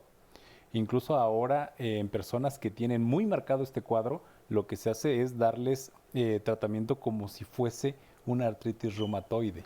Darle algunos otros tipos de medicamentos que van a reducir esos síntomas y solo así se controlan. Ok, muchas veces estos medicamentos son inmunomoduladores para disminuir la respuesta inflamatoria. Sí. Ok, perfecto. Hablando de dengue, ¿en dónde estamos con dengue en el país? Bueno, pues dengue hay en casi todos los estados de la República, excepción de 2. Ahorita estamos en una etapa de silencio, como nos platicó la doctora, porque ahorita no es la parte alta de la temporada, pero ahora que empiecen los cambios climáticos, que empiece a llover, pues vamos a tener muchísimo más casos de dengue. Y el dengue es otra enfermedad transmitida también por vector, es decir, por un mosquito. Y tenemos una cápsula que nos explica exactamente qué es esta enfermedad. Recuerden que estamos hablando de un mosco que se ocupa de transmitir todo esto. Vamos a verla. El dengue es una enfermedad infecciosa de causa viral y es considerada una enfermedad tropical. Se transmite por la picadura de la hembra de un mosquito hematófago, es decir, que se alimenta de sangre, conocido popularmente como zancudo patas blancas, y cuyo nombre científico es Aedes aegypti. Este mosquito vive principalmente en hábitats urbanos y cumple parte de su ciclo vital en reservorios de agua artificiales como floreros, estanques, neumáticos abandonados, etc. Existen 4 serotipos de virus del dengue designados con las abreviaturas DEN-1, DEN-2, DEN-3 y DEN-4, que son causantes de 2 tipos de cuadros clínicos. La fiebre por dengue, que es el cuadro clínico habitual, anteriormente conocido como dengue clásico, y el dengue grave, antes conocido como dengue hemorrágico, que es menos frecuente, pero mucho más grave. El síndrome febril causado por la infección del virus del dengue suele ser de severidad variable y la afectación al estado general es con frecuencia tan intensa que se le conoce también como la fiebre rompehuesos. Yo visité Tabasco hace unos años y regresé y me empecé a sentir mal, exactamente, de repente fiebre y me dolía hasta los ojos, literalmente. Ya vimos que se llama la fiebre rompehuesos o quebrantahuesos, pero está como las demás enfermedades virales que hemos visto en pacientes relativamente sanos, pasa la enfermedad viral y no queda nada. Pero ¿cuándo se puede complicar? Porque sabemos que existe un dengue hemorrágico y ya comentó el doctor el hecho de que algunos medicamentos pueden empeorar. Cuando es el dengue por primera vez, ¿qué medicamentos tiene que evitar el paciente? En general tiene que evitar todos los que conocemos como antiinflamatorios no esteroideos, que van desde la aspirina o ácido acetilsalicílico, diclofenaco, naproxeno, etc. Todos esos los tiene que evitar. Lo que se recomienda es utilizar paracetamol, ¿sí? Aunque a veces a muchas personas le puede sonar a chiste todo esto, ¿no? O bien utilizar algunos opiáceos para control del dolor, en caso de que este sea el síntoma más intenso. Básicamente son los medicamentos que se tienen que evitar. ¿Cuándo se puede volver peligroso para la vida un dengue? Bueno, el peligro es en la reinfección, ¿sí? Cuando se vuelva a dar la enfermedad. Exactamente, como en tu caso, ¿no? Si te fuiste, vas otra vez y te da otro cuadro, ahí sí puede ser peligroso porque entonces pasa este dengue grave o hemorrágico, es el que se puede desarrollar. Entonces ahí sí puede haber cierto riesgo para la vida, particularmente si no se trata en forma adecuada. ¿Cuál es el tratamiento? ¿Cómo sospecharlo? Porque muchas veces los cuadros infecciosos de este tipo virales pasan desapercibidos. Sí, la principal manera de sospecharlo es que tengas el antecedente. Que tengas el antecedente de que ya te dio un episodio de dengue y que te dé por segunda vez. Y en general, las personas que ya les dio una vez, lo recuerdan el segundo y dicen esto es dengue como la primera vez. Se acuerdan perfecto. Pero aquí ya empiezan a manifestarse otros datos. El principal de ellos es las manifestaciones de sangrado, que pueden ser desde la formación de moretones o unos pequeños puntitos hemorrágicos que se llaman petequias. Después de esto, si ya lo confirmamos en el laboratorio, puede haber descenso de plaquetas, prolongación del tiempo en que la sangre se coagula, y entonces esto sí desencadenar problemas un poquito más graves. Sin irnos a un extremo, así como salen las películas de que sangran hasta por los ojos, pero sí puede haber problemas graves, particularmente en personas que tienen alguna predisposición a estas complicaciones. Que son sobre todo gente con hipertensión, obesidad, etcétera, porque el peligro es que te sangre sobre todo un vaso sanguíneo en la cabeza. Exactamente. Ok. ¿Qué hay de vacuna contra dengue? Bueno, existen varios laboratorios que han estado tratando de hacer una vacuna contra dengue. Actualmente ya existe una que se encuentra aprobada, que se ha visto que protege más sobre todo contra las formas graves, contra las formas hemorrágicas y contra el choque por dengue, y también se ha visto que protege contra el riesgo de hospitalización. ¿Y ya se está aplicando o cuándo se va a empezar a aplicar? No, ya tiene su registro, pero no se está aplicando todavía. De hecho, eso es todavía algo que es un poquito difícil de determinar porque existe diferente distribución en los diferentes estados, a qué tipo de población se le va a aplicar. Entonces, estas cuestiones van a ser determinadas. Técnicas y legales. Sí. ¿Se podrá decir que se va a incluir en el esquema básico? No sabemos todavía. No sabemos todavía. No sabemos. Y entonces, como dice el doctor, probablemente únicamente se utilice en zonas endémicas, en zonas donde hay dengue. Aunque ahora cada vez estamos más globalizados, la gente viaja para todos lados, te lo puedes traer de un lado para otro. Hijo, lo que pasa es que eso de zonas endémicas cada vez ya es casi todo el país, porque... Se salvan 2 estados. Se salvan 2 estados. El dengue que era selvático ahora ya pasó a ser urbano. Ya en ciudades grandes se tienen casos de dengue y no es necesario que alguien se haya ido de día de campo o haya ido a un lugar tropical. Cada vez zonas que bueno, sí México es un país tropical, pero zonas no tan tropicales ahora ya tenemos casos de dengue. Ok. Oscar, ¿qué tenemos de llamadas? Nos dice de Iztapalapa Arturo de la Peña Guerrero, la causa principal del dengue y el chikungunya no es el mosquito, dice, son los gobernadores y presidentes municipales, ya que en muchos de los estados prolifera el mosquito porque no recogen las llantas de las calles y en estas se crían los mosquitos, que ya lo compartían hace rato. Pero bueno, eso creo que es tarea de todo el mundo. Si yo veo cerca de casa empezando por tu casa, comenzando por mi casa, desde luego, pues entonces ponerse de acuerdo entre todos. Miguel Caballero, ¿qué aporte nos pueden dar a nivel informativo para que la gente que acude a los panteones en este sentido, porque si ven que los floreros cuentan ahí con agua y normalmente anegada, ¿no? Completamente. De hecho, siempre hay un mosquito nadando en el florero de un panteón, generalmente. Nos gustaría saber si alguno de los panelistas puede decir con respecto a esto, ¿qué otra situación podemos hacer para proteger, sobre todo a los niños, si se está en los panteones? Verónica Aguilar, mi esposo empezó con un cuadro gripal la semana pasada, ahora tiene un cuadro de conjuntivitis y adormecimiento de piernas. ¿Será Zika o chikungunya o dengue? ¿Qué recomiendan los especialistas? María Diana Pérez López, a mí me parece muy interesante el programa, y en segundo lugar, con respecto a lo que mencionan acerca de no dejar recipientes con agua para donde se va a formar el mosquito o algo así. Entonces mi duda es, también contando el recipiente teniendo agua o si con cualquier otro tipo de químico o sustancia, por ejemplo, en el caso del jabón con el agua que se recicla uno de la lavadora, ahí también se puede anegar. Si quieren, después de esta pausa nos responden a estas preguntas. Regresamos aquí a Diálogos en Confianza.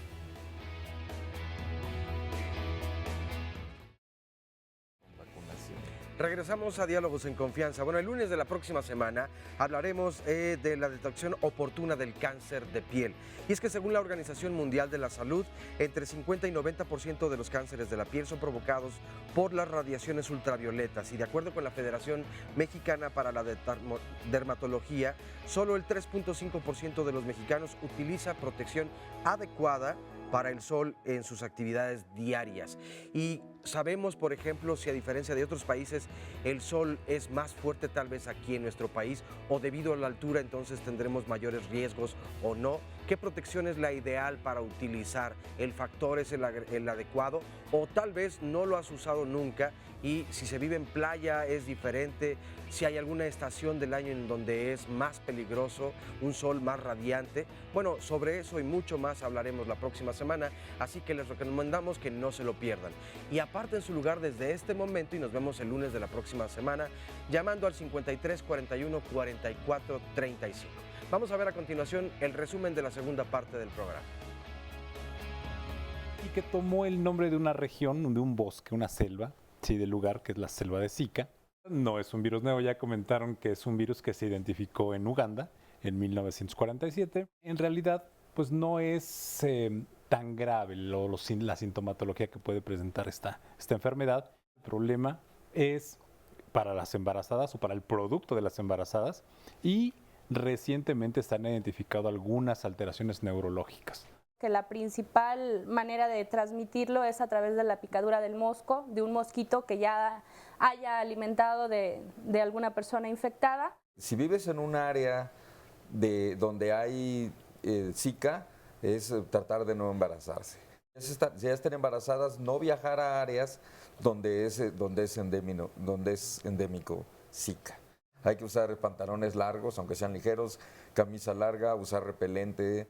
El mosquito pica más en la mañana, en las tardes es más cuando se reproduce, entonces también a esas horas estar resguardado. ¿No? Quienes vivimos en zonas endémicas, que cuiden de no juntar cacharros, de no juntar recipientes donde pueda acumularse agua y donde pueda formarse un criadero de moscos. Y además, obviamente, la protección personal con el repelente, con el uso de mosquiteros en puertas, en ventanas. La sintomatología característica de virus Zika es que presentan, además de la fiebre, del dolor de cabeza, del dolor muscular o de las articulaciones, la presencia de conjuntivitis. Eso es algo que un poco lo diferencia del dengue, de chikungunya. Si estás embarazada, cuídate. Si viajas, en tu control prenatal, apoyarte con el médico y decir que fuiste a esos lugares.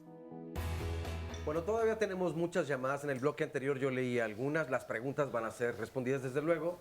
Y les comento esta otra o les leo esta otra. Leticia dice, mi hija vive en Acala, Chiapas. Desde abril del año pasado empezó lo del chikungunya. El pueblo cuenta con 20,000 habitantes y nadie se salvó de la enfermedad. Hubo muertos, sobre todo bebés y adultos mayores, por las altas temperaturas. Y jamás dieron a conocer esto. No hubo medidas preventivas ni nada. Las personas que padecen chikungunya pueden donar sangre. ¿Qué secuelas pueden presentar a lo largo de la vida de la persona que tuvo esta enfermedad? Muchas gracias a Leticia por compartirnos esta llamada. Bueno, y parte de lo que tenemos. Pues me parece interesante. ¿Algo que le quieran contestar de esta llamada? ¿Puede quedar con secuelas de chikungunya esa paciente? Se dice que el chikungunya deja defensas, es decir, que una vez que te da, no te vuelve a dar. Eso es lo que hasta ahorita se conoce. En cuanto a las donaciones de sangre, debemos recordar que quienes vamos y donamos sangre debemos de transmitir al médico la presencia o el antecedente de alguna de estas enfermedades, puesto que sí están dentro del listado de preguntas que se le hacen a un donador seguro, con la finalidad de que aun cuando no se ha establecido asociación de transmisión vía sanguínea, sí podamos tener esos antecedentes ahí plasmados para cada uno de ellos. Pero sí es básicamente eso. Acá estoy en el público con alguien que también tuvo influenza y nos quiere platicar, Susana, cómo estuvo ese cuadro, qué pasó. Sí, pero no es un virus latente, ¿no? Estuvo un poco distinto a una gripa, pero sin embargo al principio lo confundí con una gripa. ¿Qué quiere decir cuando dices un tanto distinto? Pues empecé con fluido nasal y como con los síntomas de dolor de cuerpo, pero tenía mucho trabajo y estuve trabajando ese día todo el día y hacia la noche empecé a tener como desubicación. Tenía fiebre, pero no me daba cuenta porque estaba con el trabajo y empecé a como desubicar dónde estaba y cuando llegué a casa a descansar al día siguiente ya la fiebre me ardía por dentro, los huesos me dolían, me ardía la piel, sentía que se me iban a botar las muelas como de un dolor muy intenso y el dolor de cabeza era como... o sea, me tomaba como paracetamol, bueno, me tomé paracetamol, que era lo que decía la gente, no, pues para bajarte la fiebre, porque pues más de 39 grados ya es, pues me tomaba el paracetamol y empeoraba, no se me quitaba, más bien como que me hinchaba toda, ¿no? Entonces ya cuando fui a la clínica, me dijeron que era influenza. ¿Te hicieron la prueba rápida por la nariz? No, me hicieron me hicieron una revisión, pero no me hicieron prueba rápida. Okay. O sea, me dijeron que era influenza, me dieron antivirales y bueno, con eso empecé a mejorar como a los ¿cuánto tiempo? 3 días.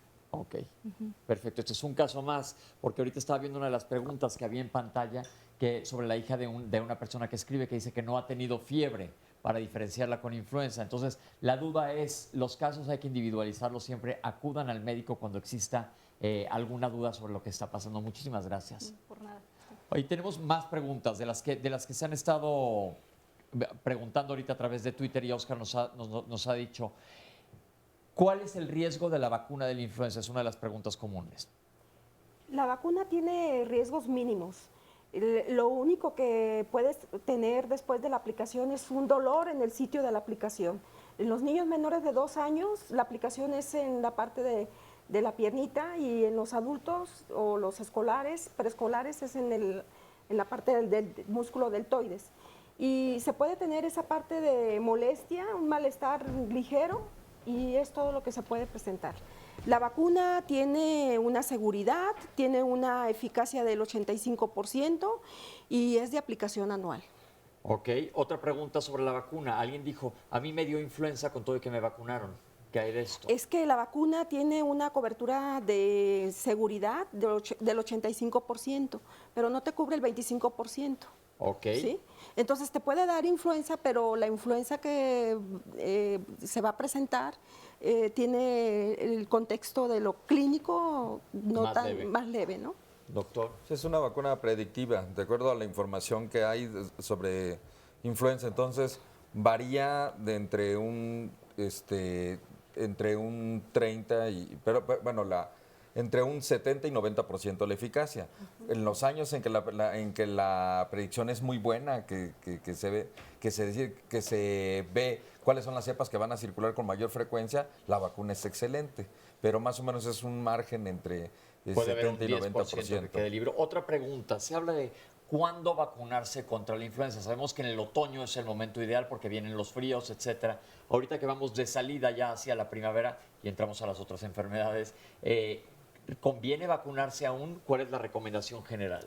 Pero más o menos uno tarda 15 días en tener anticuerpos contra influenza, pero los niveles más altos se tienen hasta 30 días, ¿sí?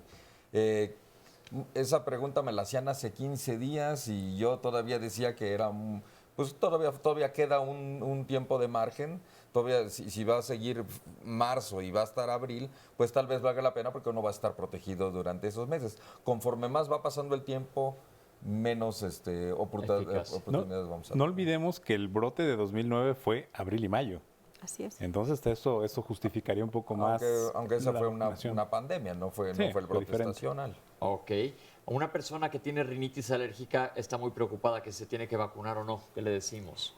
Aquí la rinitis alérgica no es una contraindicación para que no se aplique la vacuna. ¿Existen contraindicaciones para no aplicarse la vacuna? La contraindicación más conocida es si tienes una enfermedad de Reye. Ahí sí la vacunación está una enfermedad de Reye es una respuesta que da el organismo ante un antígeno que se pone, normalmente se asocia a aspirina y da en niños también es con manchas, sobre todo en las piernas, y puede tener otro tipo de sintomatología. Pero la persona que sabe que tiene síndrome de Reye. Y aquellos que tienen alguna alergia a las proteínas del huevo. Ahí sí tenemos ese antecedente. Aunque también se puede recomendar premedicar, ¿no? Premedicar con algún antihistamínico antes de aplicarse la vacuna en esos pacientes. ¿El cubrebocas protege contra la influenza? Sí. Nosotros, el personal de salud, Siempre tenemos protegida nuestras vías aéreas, nariz y boca con cubreboca. Si yo voy a manipular un paciente con secreciones, ahí cambia la parte del cubrebocas. Es un cubreboca de alta eficiencia N95. Pero, y para la gente que anda caminando en la calle, que de repente, como en aquel entonces, en el 2009, veías a todo el mundo con cubrebocas, ¿les sirve? Sí, la transmisión de la influenza es a través de las gotitas de saliva, ¿no? Entonces se recomienda que la gente ande con cubrebocas, sobre todo si están alrededor de alguna persona infectada. No, en este caso, perdón, creo que es importante decir que se aplican filtros. El filtro familiar es uno de ellos. Es decir, si tú tienes molestias, si tienes fiebre, si crees que tienes influenza, si crees que tienes este cuadro, lo mejor es no ir a trabajar o no llevar a los niños a la escuela, resguardarlos para que tengan a su vez una buena recuperación, llevarlos al médico para establecer un diagnóstico y ver obviamente si el seguimiento, si tiene o no tiene alguna complicación. Lo siguiente, el lavado frecuente de manos, el estornudo o el toser de etiqueta al cubrirse con la parte interna del brazo, del codo, son las cosas más importantes, más que traer un cubrebocas. Creo que es muy importante que tengamos esa parte de no saludar de beso o de mano, tengamos esos cuidados en caso de presentar síntomas y nos resguardemos en nuestra casa para tener la recuperación adecuada. Claro. Sí, doctor. Totalmente de acuerdo, totalmente de acuerdo. A veces yo bromeo y digo que el cubrebocas que venden en todos lados, que está más ampliamente disponible, pues sirve para que no te reconozcan nada más, ¿no? Sí, porque realmente la medida, como dice la doctora, si estornudas en el pliegue del codo, pues vas a dejar tus virus ahí, ¿no? Que sería más o menos lo mismo a que si lo haces en el cubrebocas. Entonces no es... Pero también resaltando también la parte de la transmisión. La parte de, tú sabes que cuando el paciente está o el enfermo está a una distancia de 1,80, o sea, no te pones cubrebocas. Si tienes un paciente diagnosticado, o sea, usa el cubrebocas. Pero por eso estamos hablando, pero en población general, en la población, cuidados generales. Las medidas preventivas en la población general son las que mis compañeros comentan.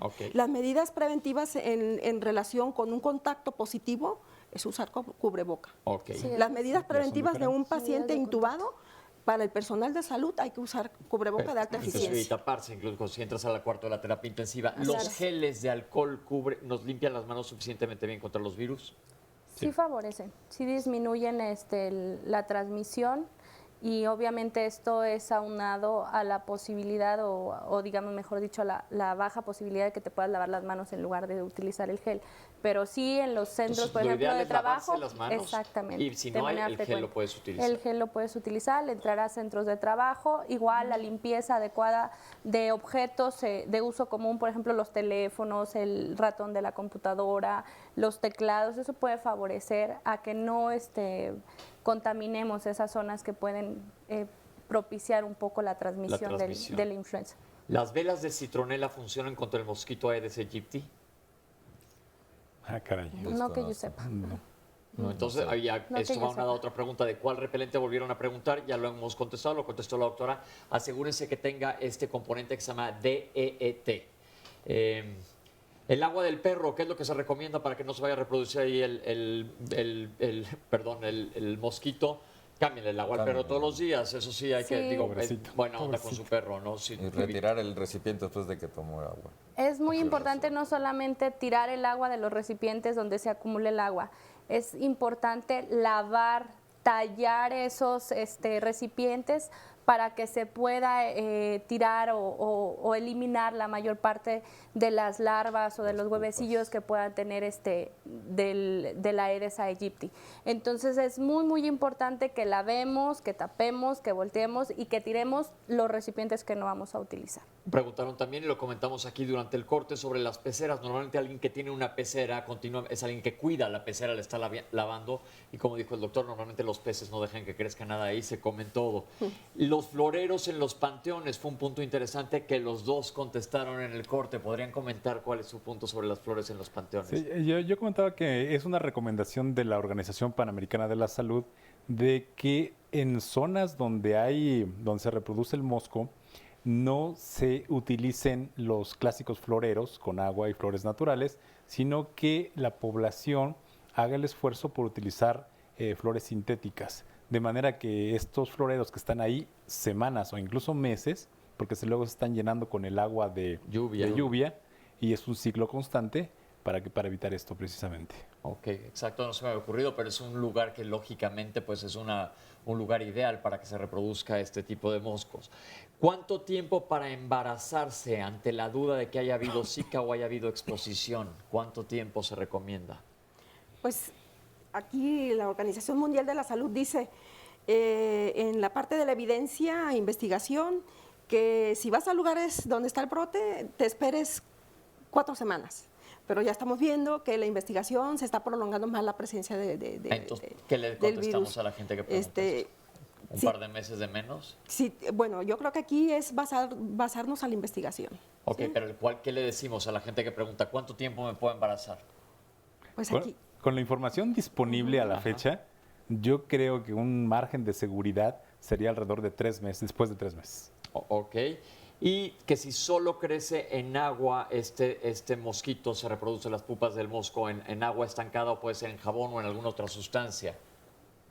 Regularmente es en agua estancada, generalmente no es en agua con jabón, por ello se recomienda el tallar, el lavar estos recipientes y sí el realizar frecuentemente el lavado de todas esas zonas donde pudiera acumularse agua es lo más indicado. Son generalmente los patios, por ejemplo, donde se acumula agua de lluvia o nosotros llegamos a regar las plantas, tenemos floreros donde pudiera o donde tiene la mayor capacidad de reproducirse y de sobrevivir, ¿no? Perfecto, importante no solo tirar el agua, sino lavar los recipientes. Exacto. Oscar, ¿algo más antes de irnos? Porque se nos vino el tiempo encima. Pues si se perdieron algún detalle, entonces lo pueden ver a través de YouTube. Hoy por la noche seguramente o mañana a más tardar pegaremos la liga en las redes sociales para que puedan ver el programa de nuevo. Y a dónde acudir también en nuestras redes sociales están los nombres y los datos de todos nuestros panelistas que nos han acompañado el día de hoy y a dónde acudir ante la menor duda. Recuerden que aquí recomendamos no se automediquen y ya se dieron muchas medidas preventivas que hacer contra este mosquito que puede transmitir no una sino estas 3 enfermedades y qué hacer con la influenza también ya se habló. Doctores, muchísimas gracias por acompañarnos. Esto ha sido Diálogos en Confianza y nos vemos pronto. Nos vemos la próxima semana aquí en Diálogos en Confianza.